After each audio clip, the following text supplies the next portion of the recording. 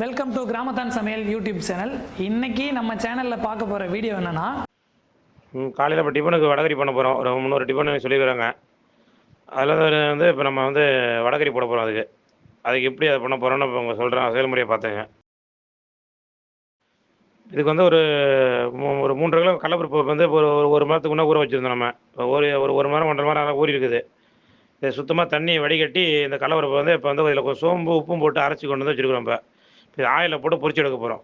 இது இப்போ இந்த கடலப்பருப்பு எப்படி இருக்குன்னா வந்து இப்போ நம்ம கடலப்பருப்பு வடைக்கு அரைப்போம் இல்லையா மாவு, அது மாதிரி அதோட கொஞ்சம் மாவு டைட்டாகவும் இருக்கணும். அதே மாதிரி கொஞ்சம் கொஞ்சம் நைஸ் இருக்கணும், அவ்வளோதான். அந்த பதத்தில் இருந்தால் வடகறிக்கு நல்லாயிருக்கும். அதான் இதில் வந்து மாவு இப்போ போட்டு எடுக்கணும். இது மாதிரி தான் போட்டு எடுக்கணும். இது ஒரு மிளகு நல்லா வேக வச்சு எடுத்து வச்சுட்டு இதுதான் வடகறி பண்ண போகிறோம். வேக வச்சு கடாயில் இப்போ ஆயில் ஏற்றி வச்சுருக்குறோம். ஆயில் ஒரு மிதமான சூட்டில் இப்போ இருக்குது. ஆனால் ரொம்ப அதிகமாக ஸ்டீம் இருக்கக்கூடாது.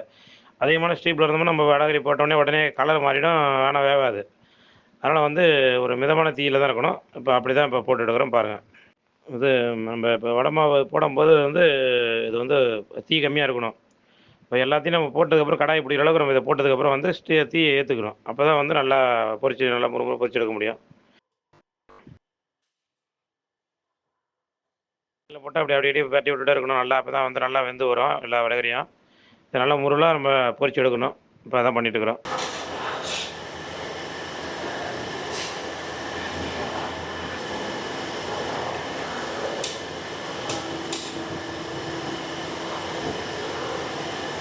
எல்லாத்தையுமே பொரிச்சு எடுத்துட்டோம். 3 கிலோ கடலப்பருப்பையும் பொரிச்சு எடுத்துட்டோம். இப்போ இதை வந்து ஆற வச்சு நல்லா உடச்சிக்கணும் நல்லா நைஸாக. வடகறியை வந்து நல்லா ஆறிடுச்சு.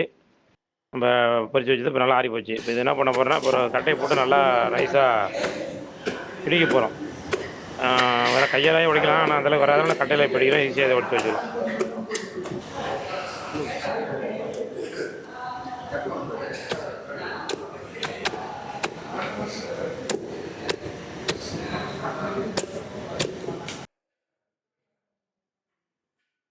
இப்போ வடகறி தாளிக்க போகிறோம். அதுக்கு வந்து ஒரு பெரிய அந்த வடகறி தாளிக்கிற அளவுக்கு ஒரு சட்டி நம்ம ஏற்றிருக்கிறோம்.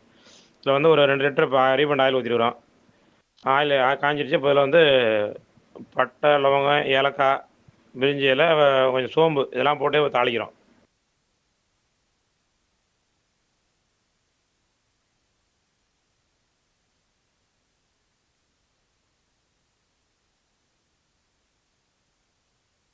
இதுக்குள்ள நைஸாக வெங்காயம் கட் பண்ணி வச்சுருக்கோம். பெரிய வெங்காயம் தான் கட் பண்ணி வச்சுருக்கோம். இப்போ அதையும் போட்டோம் வதக்கப்புறம்.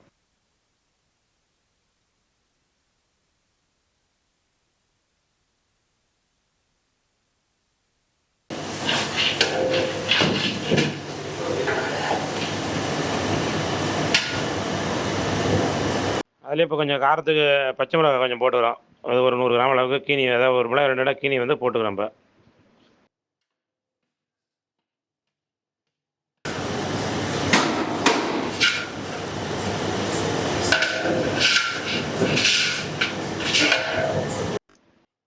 அடுத்தது இஞ்சி பூண்டு பேஸ்ட்டு போடுறோம். அதெல்லாம் ஒரு 4 கிராம் இஞ்சி, 4 கிராம் பூண்டு சேம் வயசில் அடித்து வச்சுருக்கோம். இப்போ அதான் போட்டு இது கூட நல்லா பச்சை வாசனை போகிற அளவுக்கு வதக்க போகிறோம்.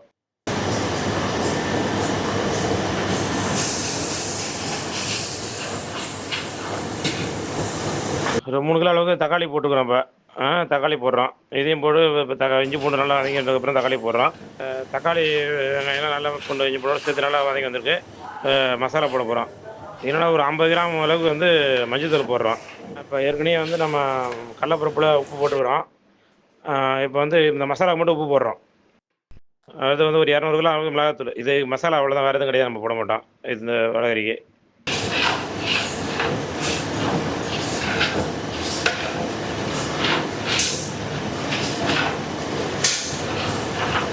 கத்தை புதினாவும் ஒரு கத்தை மல்லியும் போடுறோம். இப்போ இதுலேயே நல்லா வாசனையாக இருக்கும். போட்டு இப்போ இது கூட நல்லா வதக்கிட்டு இப்போ வந்து நம்ம சுடு தண்ணி ஊற்றுறோம். இப்போ சுடு தண்ணி ஊற்றி மசாலா கொதிக்க விட்டு அதுக்கப்புறம் வந்து நம்ம பருப்பு இப்போ வடைக்கு அடித்து வச்சுருக்கோம் இல்லையா, அதை கொண்டு வந்து இதில் போடணும், அவ்வளோதான்.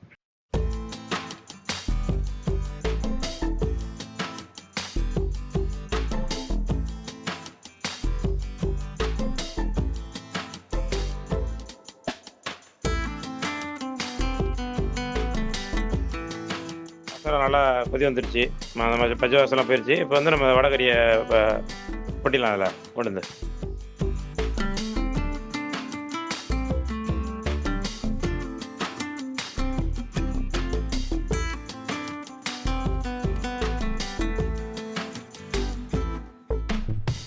நாங்கள் பள்ளி காட்டம் பாருங்க, அப்படி இருக்கு பாருங்க. இப்போ நம்ம போட்ட அந்த உடம்பாவும் மசாலாவோட சேர்ந்து நல்லா கரெக்டாக வந்து வெந்து வந்துருக்குது.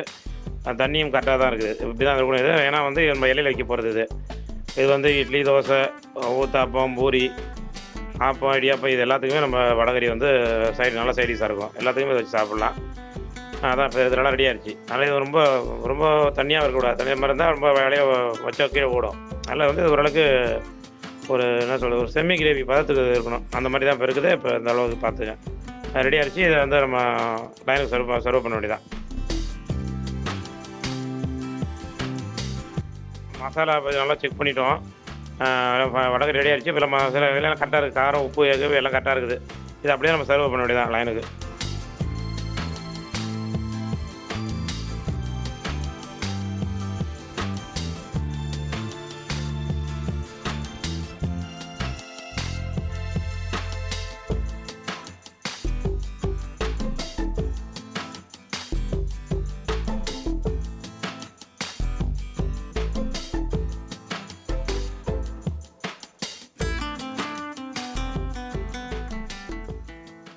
இந்த மாதிரி இது வந்து ஒரு ஃபங்க்ஷன் சரி, இந்த மாதிரி தாங்க உங்கள் ஃபங்க்ஷனுக்கும் சமைக்கணும்னு நீங்கள் ஆசைப்பட்டீங்கன்னா டிஸ்கிரிப்ஷன் நம்ம கொடுத்துருக்கோம். அவகாசப்பட்டீங்கன்னா கேட்டரிங் சர்வீஸ்ன்னு சொல்லிட்டு நீங்கள் கான்டாக்ட் பண்ணுங்கள். நாங்கள் உங்கள் ஃபங்க்ஷன் வந்து சமைச்சுக்குவோம். மறக்காமல் கிராமத்தான் சமையல் யூடியூப் சேனலை சப்ஸ்கிரைப் பண்ணுங்கள், கமெண்ட் பண்ணுங்கள், ஷேர் பண்ணுங்கள். வர நோட்டிஃபிகேஷன் ஆன் பண்ணி வச்சுங்க. அப்போ தான் நாங்கள் போகிற எல்லா வீடியோ உனக்கு வந்து ஷோ ஆகும். தேங்க்யூ.